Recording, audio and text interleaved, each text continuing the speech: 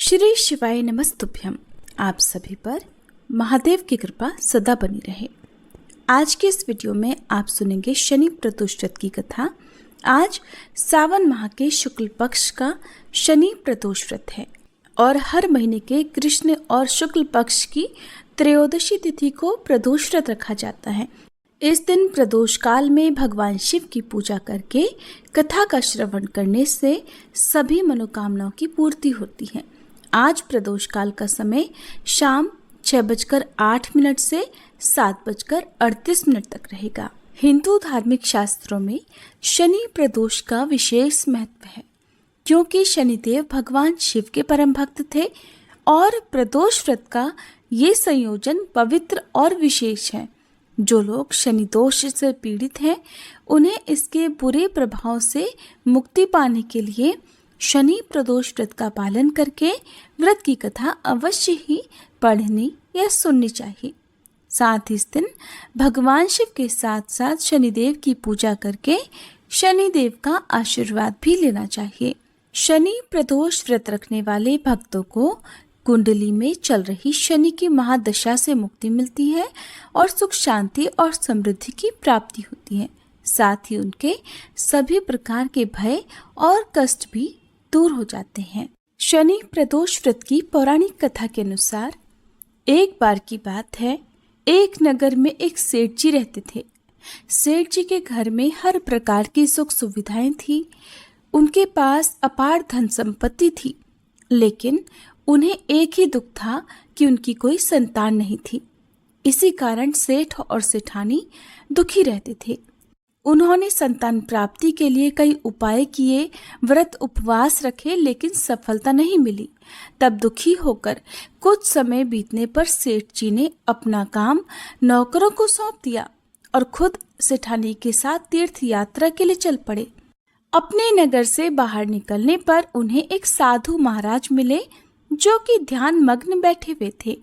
सेठ और सेठानी साधु के पास गए और हाथ जोड़कर उनके ध्यान से उठने का इंतजार करने लगे। काफी देर के बाद जब साधु महाराज ने आंखें खोली, तब उन्हें पता चला कि उनके समक्ष कोई बहुत देर से आशीर्वाद लेने की प्रतीक्षा में बैठा हुआ है। साधु ने सेठ और सेठानी से कहा कि मैं तुम्हारा दुख समझता हूँ। तुम इस दुख से मुक्ति पाने के लिए शनि प्रदोष व्रत करो, इससे तुम्हें संतान सुख अवश्य ही प्राप्त होगा। फिर साधु ने सेठ सेठानी को प्रदोष व्रत की विधि बताने के साथ भगवान शिव की वंदना करने के लिए कहा। भगवान शिव की वंदना इस प्रकार की जाती है। हे रुद्रदेव शिव, आपको नमस्कार है। शिव शंकर जगत गुरु, आपको नमस्कार है। हे नीलकंठ सुर, आपको नमस्कार है। शशि मौली चंद्र सुख, आपको नमस्कार है। हे उमाकांत सुधी, आपको नमस्कार। उग्रत्व रूप मन, आपको नमस्कार है। ईशान ईश प्रभु नमस्कार। विश्वेश्वर प्रभु शिव, आपको नमस्कार है। साधु से इस प्रकार वंदना करने का विधान जानकर सेठ और सेठानी ने साधु महाराज को धन्यवाद किया और उनसे आशीर्वाद लेकर तीर्थ यात्रा के लिए चल पड़े। तीर्थ यात्रा से लौटने के बाद दोनों ने मिलकर शनि प्रदोष व्रत किया, जिसके प्रभाव से जल्दी ही उनके घर में एक सुंदर पुत्र का जन्म हुआ। इस प्रकार शनि प्रदोष व्रत रखने से सेठ सेठानी का घर खुशियों से भर गया। शनि प्रदोष व्रत के दिन जो भी भक्त जिस भी कामना को लेकर प्रदोष व्रत रखता है, उसकी वह कामना भगवान शिव और शनिदेव की कृपा से अवश्य ही पूरी होती है। अब सुनिए शनिदेव की कथा। पौराणिक कथा के अनुसार एक बार स्वर्गलोक में सबसे बड़ा कौन, इस प्रश्न पर सभी 9 ग्रहों में वाद विवाद हो गया। सभी ग्रह एक दूसरे से कहने लगे कि मैं सबसे बड़ा, और इस पर विवाद इतना बढ़ गया कि परस्पर भयंकर युद्ध की स्थिति जैसी बन गई। कोई हल ना निकलता देखकर सभी 9 ग्रहों के देवता देवराज इंद्र के पास जा पहुंचे और कहने लगे, हे देवराज, अब तो आपको ही निर्णय करना होगा कि हम में से सबसे बड़ा कौन है। देवताओं का प्रश्न सुनकर देवराज इंद्र भी उलझन में पड़ गए। तब देवराज इंद्र कहने लगे, हे नवग्रहों, आपके प्रश्न ने तो मुझे भी उलझन में डाल दिया है। मैं इस प्रश्न का उत्तर देने में असमर्थ हूँ। हम सभी पृथ्वी लोक में उज्जैनी नगरी में राजा विक्रमादित्य के पास चलते हैं। इस प्रकार देवराज सहित सभी 9 ग्रहों के देवता उज्जैनी नगरी में जा पहुंचे। महल में पहुंचकर जब देवताओं ने उनसे अपना प्रश्न पूछा, तब राजा विक्रमादित्य भी कुछ देर के लिए परेशान हो उठे, क्योंकि सभी देवतागण अपनी अपनी शक्तियों के कारण महान थे। सभी नवग्रहों में से किसी भी एक को छोटा या बड़ा कह देने से उनके क्रोध का शिकार होना पड़ सकता था। अचानक राजा विक्रमादित्य को एक उपाय सूझा। क्योंकि राजा विक्रमादित्य को न्याय के लिए जाना जाता था, इसलिए उन्होंने न्याय करने के लिए विभिन्न धातुओं अर्थात स्वर्ण, रजत, कांसा, ताम्र, शीशा, रांगा, जस्ता, अभ्रक और लोहे के 9 आसन बनवाए। धातुओं के गुणों के अनुसार सभी आसनों को एक दूसरे के पीछे रखवाकर उन्होंने सभी देवतागणों को अपने अपने सिंहासन पर बैठने के लिए कहा। देवताओं के बैठने के बाद राजा विक्रमादित्य ने कहा, आपका निर्णय तो स्वयं हो गया। जो सबसे पहले सिंहासन पर विराजमान है वही सबसे बड़ा है। राजा विक्रमादित्य के निर्णय को सुनकर शनि देवता ने सबसे पीछे आसन पर बैठने के कारण अपने आप को छोटा जानकर क्रोधित होकर कहा, हे राजा विक्रमादित्य, तुमने मुझे सबसे पीछे बैठाकर मेरा अपमान किया है। तुम मेरी शक्तियों से परिचित नहीं हो। मैं तुम्हारा सर्वनाश कर दूंगा। तब शनिदेव ने कहा, सूर्य एक राशि पर 1 महीने, चंद्रमा 2.25 दिन, मंगल 1.5 महीने, बुध और शुक्र 1 महीने, बृहस्पति 13 महीने रहते हैं, लेकिन मैं किसी राशि पर 7.5 वर्ष अर्थात 7.5 जिसे कहते हैं तक रहता हूँ। बड़े बड़े देवताओं को मैंने अपने प्रकोप से पीड़ित किया है। यहाँ तक कि श्री राम को भी 7.5 के कारण ही वन में जाकर रहना पड़ा था। रावण को 7.5 के कारण ही युद्ध में मृत्यु का शिकार बनना पड़ा। हे राजा, अब तू भी मेरे प्रकोप से नहीं बच सकेगा। इसके बाद अन्य ग्रहों के देवता तो बड़ी प्रसन्नता के साथ वहां से चले गए, परंतु शनिदेव बड़े क्रोध के साथ वहां से विदा हुए। राजा विक्रमादित्य पहले की तरह ही न्याय करते रहे। उनके राज्य में सभी स्त्री पुरुष बड़े आनंद से अपना जीवन यापन कर रहे थे। इस प्रकार कुछ दिन ऐसे ही सुकून से बीत गए, लेकिन उधर शनि देवता अभी तक अपने अपमान को नहीं भूल पाए थे। राजा विक्रमादित्य से बदला लेने के लिए एक दिन शनिदेव ने घोड़े के व्यापारी का रूप धारण किया और बहुत से घोड़ों के साथ उज्जैनी नगरी में जा पहुंचे। राजा विक्रमादित्य ने अपने राज्य में किसी घोड़े के व्यापारी के आने का समाचार सुना, तो उन्होंने भी अपने अश्वपाल को कुछ घोड़े खरीदने के लिए भेज दिया, क्योंकि राजा को घोड़े पालने का भी शौक था। अब घोड़े तो बहुत कीमती थे। अश्वपाल ने जब वापस लौटकर इस बारे में राजा विक्रमादित्य को बताया, तो राजा ने स्वयं आकर एक सुंदर और शक्तिशाली घोड़े को पसंद कर लिया। घोड़े की चाल देखने के लिए राजा उस घोड़े पर सवार हुए, तो वो घोड़ा तो बिजली की गति से दौड़ पड़ा। तेजी से दौड़ता हुआ घोड़ा राजा को दूर एक जंगल में ले गया और फिर वहां राजा को गिराकर जंगल में कहीं गायब हो गया। अब राजा अपने नगर को लौटने के लिए जंगल में ही भटकने लगा, लेकिन उन्हें लौटने का कोई रास्ता ही नहीं मिला। भटकते भटकते जंगल में इस प्रकार राजा को जोर से भूख प्यास लगने लगी। काफी दूर तक भटकने के बाद आखिरकार राजा को एक चरवाहा मिला। राजा ने उससे पानी मांगा। पानी पीकर राजा ने उस चरवाहे को अपनी अंगूठी दे दी। फिर उससे रास्ता पूछकर वो जंगल से निकलकर पास के ही एक नगर में जा पहुंचा। अब राजा विक्रमादित्य ने एक सेठ की दुकान पर बैठकर कुछ देर तक तो आराम किया। उस सेठ से राजा ने बातचीत की। राजा के बारे में पूछा तो राजा ने बताया कि मैं उज्जैनी नगरी से आया हूँ। राजा की कुछ देर दुकान पर बैठने से अब सेठ जी को बहुत बिक्री हुई।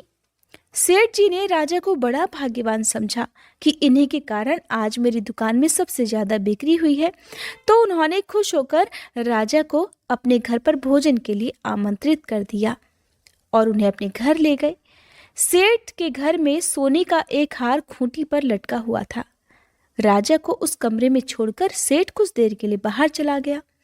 तभी एक आश्चर्यजनक घटना घटी। राजा विक्रमादित्य के देखते ही देखते सोने के उस हार को खूंटी ने निगल लिया। वापस लौटकर सेठ ने देखा कि हार तो वहां पर था नहीं। हार को गायब देखा तो चोरी का संदेह राजा पर ही किया, क्योंकि उस कमरे में केवल राजा ही अकेला बैठा था। तब सेठ ने अपने नौकरों से कहा कि इस परदेसी को रस्सियों से बांधकर नगर के राजा के पास ले चलो। इस तरह से राजा को रस्सियों से बांधकर नगर के राजा के पास ले जाया गया।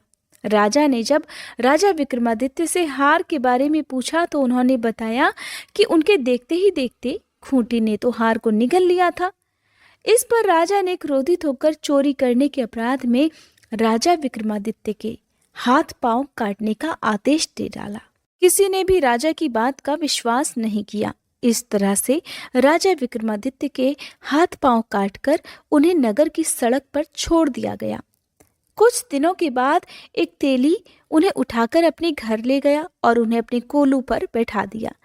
अब राजा आवाज देकर बैलों को हाँकता रहता और इस तरह तेली का बैल चलता रहा। अब राजा को भोजन भी मिलता रहा। शनि के प्रकोप की 7.5 पूरी होने पर वर्षा ऋतु प्रारंभ हुई।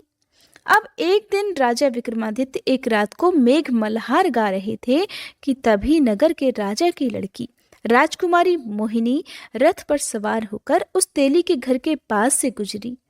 जब उसने मेघ मल्हार सुना तो उसे बड़ा अच्छा लगा। दासी को भेजकर गाने वाले को बुला लाने के लिए कहा। अब दासी ने लौटकर राजकुमारी को अपंग राजा के बारे में सब कुछ बता दिया।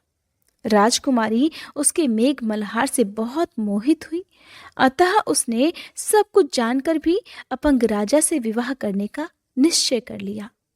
राजकुमारी ने अपने माता पिता से जब यह बात कही कि वो एक अपंग से विवाह करना चाहती है तो वे हैरान रह गए। रानी ने मोहिनी को समझाया, बेटी तेरे भाग्य में तो किसी राजा की रानी होना लिखा है, फिर तो उस अपंग से विवाह करके अपने पांव पर कुल्हाड़ी क्यों मार रही है। लेकिन राजकुमारी ने अपनी जिद नहीं छोड़ी। अपनी जिद पूरी कराने के लिए उसने भोजन करना छोड़ दिया और अपने प्राण त्याग देने का निश्चय कर लिया। आखिरकार राजा और रानी को विवश होकर अपंग विक्रमादित्य से अपनी राजकुमारी का विवाह करना ही पड़ा। विवाह के बाद राजा विक्रमादित्य और राजकुमारी उसी तेली के घर में रहने लगे। उसी रात स्वप्न में शनिदेव ने राजा से कहा, हे राजा, तुमने मेरा प्रकोप देख लिया। मैंने तुम्हें अपने अपमान का दंड दिया है। इस प्रकार राजा ने शनिदेव से क्षमा करने को कहा और प्रार्थना करते हुए कहने लगे, हे शनिदेव, आपने जितना दुख मुझे दिया है किसी और को कभी मत देना। तब शनिदेव ने कुछ सोचकर कहा, हे राजा, मैं तुम्हारी प्रार्थना स्वीकार करता हूँ। जो कोई स्त्री पुरुष मेरी पूजा करेगा, शनिवार को व्रत करके मेरी व्रत कथा सुनेगा, उस पर मेरा आशीर्वाद सदा बना रहेगा। इस प्रकार प्रातःकाल जब राजा विक्रमादित्य की नींद खुली तो उसने अपने हाथ पांव सही सलामत देखे। ये देखकर राजा को बड़ी खुशी हुई। उसने मन ही मन शनिदेव को प्रणाम किया। राजकुमारी भी राजा के हाथ पांव सही सलामत देखकर आश्चर्य में डूब गई।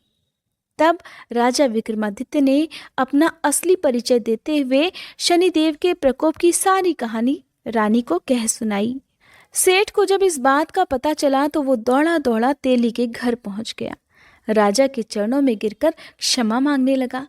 राजा ने उसे क्षमा कर दिया, क्योंकि ये सब तो शनिदेव के प्रकोप के कारण हुआ था।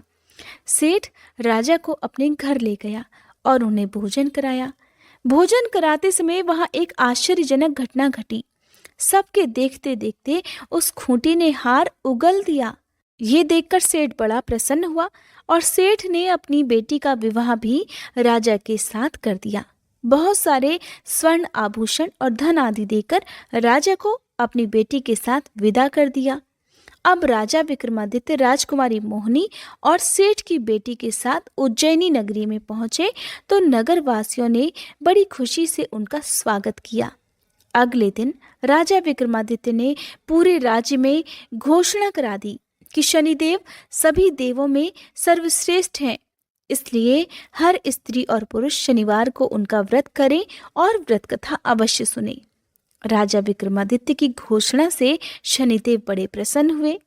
शनिवार का व्रत करने और व्रत कथा सुनने के कारण सभी लोगों की मनोकामनाएं शनिदेव की कृपा से पूरी होने लगी। सभी लोग बड़े आनंद पूर्वक रहने लगे। बोली शनि देवता की जय।